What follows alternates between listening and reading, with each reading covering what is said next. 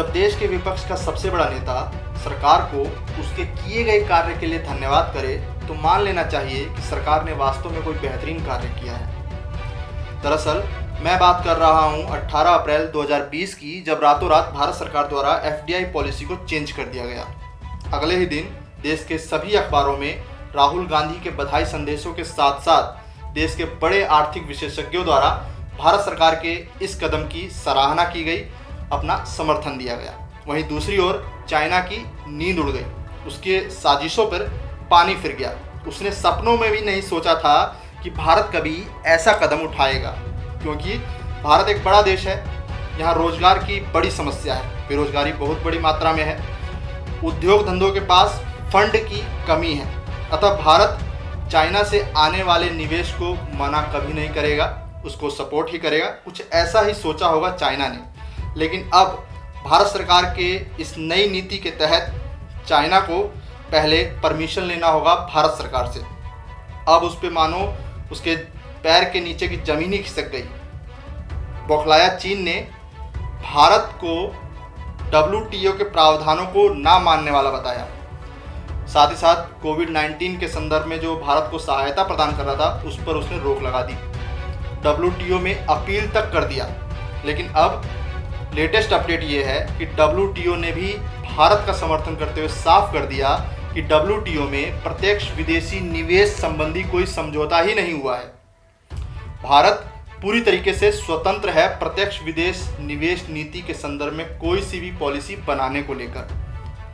अब आप अंदाजा लगा सकते हैं कि चाइना पर क्या बीती होगी। दरअसल चाइना HDFC, बीमा क्षेत्र, ऑटोमोबाइल्स, ई-कॉमर्स, रिटेल क्षेत्र, इन सभी क्षेत्रों में अपनी हिस्सेदारी बढ़ाना चाहता था इस महामारी के दौर में। लेकिन अब उसे भारत सरकार की इस नई नीति के तहत पहले भारत सरकार से परमिशन लेना होगा, तभी उसका निवेश स्वीकार्य होगा।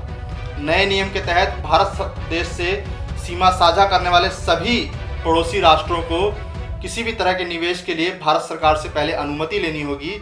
दूसरा क्लॉज ये है इस नीति का कि प्रत्यक्ष विदेशी निवेश किसी भी देश से जब भारत में आएगा और ये निवेश 10% तक होगा, उसके लिए सबसे पहले भारत सरकार से परमिशन लेना होगा।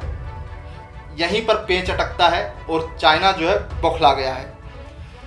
इसका इम्पैक्ट चाइना पर क्या पड़ेगा?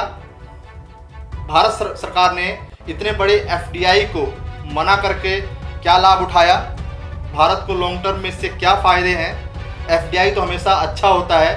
FDI के मूलभूत टॉपिक्स को हम समझने की कोशिश करेंगे इस वीडियो में।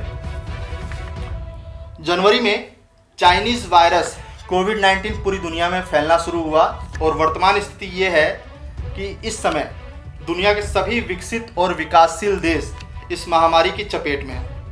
सभी देशों में लॉकडाउन जैसी स्थिति है, यानी कि सभी प्रकार की आर्थिक गतिविधियां बंद हैं। तो अर्थव्यवस्था तो सुस्त होनी ही है, शेयर मार्केट्स डाउन होंगे ही होंगे। हालांकि विश्व अर्थव्यवस्था के लिए भले ही कोरोना वायरस एक बड़ा आर्थिक संकट हो, लेकिन चाइना के लिए ऐसा नहीं है। चाइना के लिए ये एक गोल्डन अपॉर्चुनिटी है जिसको वो तेज़ी से भुनाने में लगा हुआ है। वुहान को देख लीजिए, सबसे पहले उसने यहाँ के जो शेयर मार्केट्स डाउन हुए इसमें उसने अपना भारी निवेश बढ़ाया और फिर उनको अधिकृत कर लिया। इसी तरीके से हांगकांग, यूरोप और मध्य एशिया में उन विदेशी कंपनियों के शेयर मार्केट्स जिनके डाउन हो रहे थे उनमें अपना निवेश की हिस्सेदारी बढ़ाकर उनको अधिकृत कर लिया, पूरी तरीके से कब्जा लिया। यानी दूसरे शब्दों में मैं कहूँ तो चाइना के लिए चाइना द्वारा फैलाया गया कोरोना महामारी एक ऐसी गोल्डन अपॉर्चुनिटी है जो उसे विभिन्न राष्ट्रों के विभिन्न कंपनियों में निवेश के माध्यम से अपना आर्थिक साम्राज्य विस्तार के अवसर को प्रदान करती है, जो आगे चलकर संबंधित राष्ट्र पर उसके दबाव की कूटनीति के रूप में काम कर सकती है चाइना के लिए। इसी संकट को भांपते हुए भारत सरकार द्वारा अपनी नई FDI पॉलिसी लानी पड़ी है 18 अप्रैल को। इसको मैं थोड़ा और क्लियर कर दूं, थोड़ा समझाने की मैं कोशिश करता हूं, क्योंकि इकोनॉमी से संबंधित ये टॉपिक है। इसको ज़रा समझिए कि ये FDI अंतर्राष्ट्रीय संबंधों में कूटनीति से किस तरीके से काम करता है, भारत पर इसका क्या दुष्परिणाम पड़ सकता है, इसको जरा समझिएगा। एग्जाम्पल के रूप में मैं HDFC को लेता हूँ छोटे स्केल पर, क्योंकि HDFC से मामला सामने आया। जो चाइना की पीपल बैंक ऑफ चाइना है वो HDFC में अपने निवेश को बढ़ाना चाहती थी, उसी को हम एग्जाम्पल के रूप में लेते हैं। HDFC एक बैंक संस्था है। मान लीजिए इस समय इसके सभी 100% शेयर धारक देश की जनता है, यानी कि देश की जनता ने ही इसमें जो है निवेश किया है, ये मान के चलिए। और अब HDFC के पास जो पूंजी उपलब्ध हुई, इस पूंजी को वो लोन के रूप में उद्योगपतियों को अपने उद्योगों को चलाने के लिए दिया HDFC ने। और फिर ये उद्योगपति अपने कारखानों को रन करेंगे, उद्योगों को रन करेंगे और प्रोडक्ट्स को उत्पादन करेंगे, ठीक है। अब इस उत्पादन की प्रक्रिया में कई छोटे मझोले उद्योग धंधे आपस में जुड़े होते हैं, ठीक है, जिससे कि लाखों करोड़ों लोगों को रोजगार मिलता है।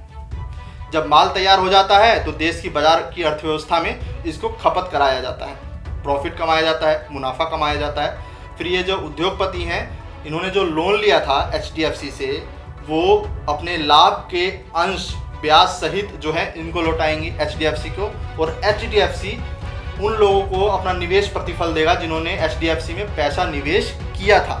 इस तरीके से ये पूरा साइकिल चलता है, ठीक है। हर सेक्टर इसी तरीके से काम करता है, इसी तरीके से देश की अर्थव्यवस्था चलती है। अब आपको समझ में आ गया होगा कि उद्योग धंधों की सबसे बड़ी ज़रूरत है पूंजी की उपलब्धता, धन की उपलब्धता।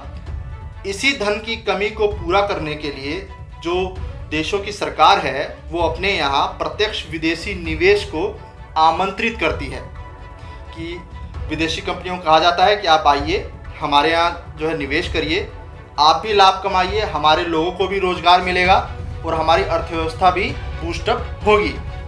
तो इस प्रकार से FDI जो है एक अच्छा सौदा होता है, देश की सरकारों के लिए विकास करने का एक माध्यम होता है, क्योंकि इसमें रोजगार मिलता है, लाखों करोड़ों लोगों को रोजगार मिलता है, नौकरियां जो है सृजित होती हैं।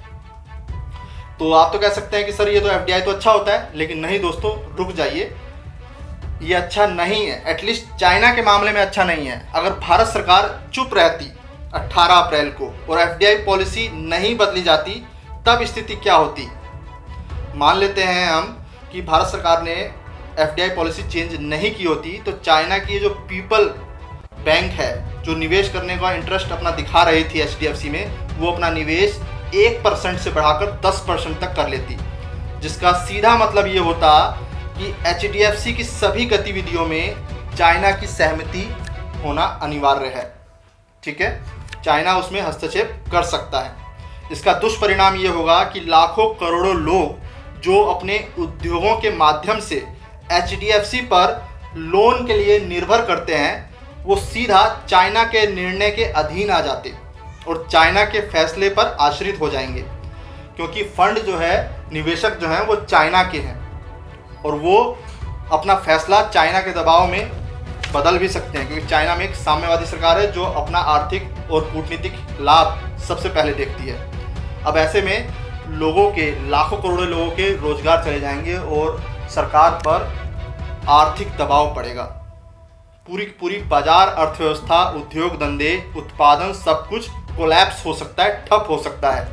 ऐसे में चाइना भारत सरकार पर बाध्यकारी समझौते के तहत दबाव डाल सकता है लॉन्ग टर्म में, क्योंकि FDI लॉन्ग टर्म में जो है किया जाता है, लॉन्ग टर्म में इसका फ़ायदा होता है। और हम जानते हैं कि भारत और चाइना के जो संबंध हैं ये अभी वर्तमान में भी उतने अच्छे नहीं हैं। सीमा विवाद देख रहे हैं हम, विभिन्न मुद्दों पे भारत के साथ उसका जो है टकराव देख रहे हैं। ऐसे में अगर हमारे देश में FDI बढ़ता है उसका विभिन्न क्षेत्रों में, तो इसका लॉन्ग टर्म में चाइना जो है गलत यूज करेगा। वो भारत पर बाध्यकारी समझौतों के तहत भारत को बांधने की कोशिश करेगा, जिससे होगा क्या, देश की संप्रभुता उसको खतरा हो जाएगा।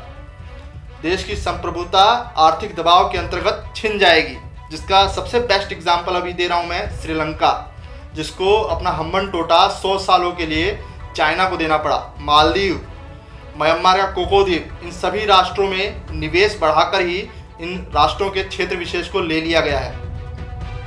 ये बेस्ट उदाहरण है। और ये सब कुछ किसके माध्यम से हुआ?